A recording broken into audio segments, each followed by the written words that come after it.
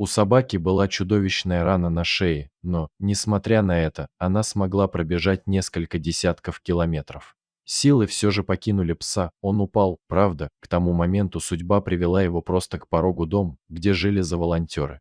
В субботу я получил сообщение, в Экалинина пес прибежал, у него есть ошейник, но он практически врос в шею, из-под него идет кровь. Разрезать ошейник не получилось, очень хотим помочь, но не представляем, что делать.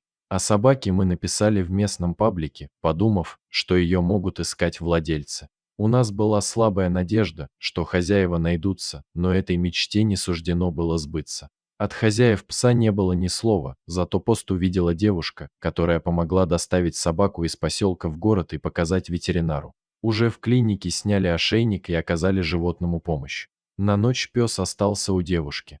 Собака оказалась умной, понимает, что от нее хотят, терпит с туалетом до прогулки и в целом старается не доставлять людям лишних хлопот. Пес гулял без поводка, ведь от ошейника у него травма, а шлейку у девушки не нашлось, но едва ему было сказано, что нужно идти домой, сразу же побежал к двери в подъезд. Вскоре девушка написала, что пса забрал ее хороший знакомый, и нам оставалось лишь порадоваться, что все сложилось столь благополучно. Спокойствие оказалось временным, ведь уже в понедельник утром нам написали о собаке Влямина. Пес гулял сам по себе, а у него на шее была рана, из которой сочилась кровь.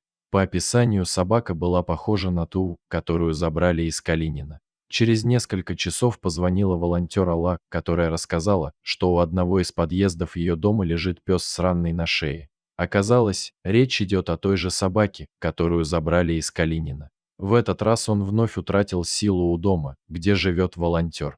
Загадкой остается появление собаки в этом месте. Как с такой ранной пес пробежал несколько десятков километров? Почти в одно время его видели в нескольких разных районах, и у нас нет объяснения этому факту. В то же время пес весьма удачлив, ведь силы покидают его недалеко от домов, где живут наши волонтеры. Ларис с Катей нашли собаку и отвезли ее врачу. После медицинской помощи псу стало лучше, он уехал на передержку. Собаке дали кличку Лучик, она ему очень идет, ведь пес добрый, умный, ласковый.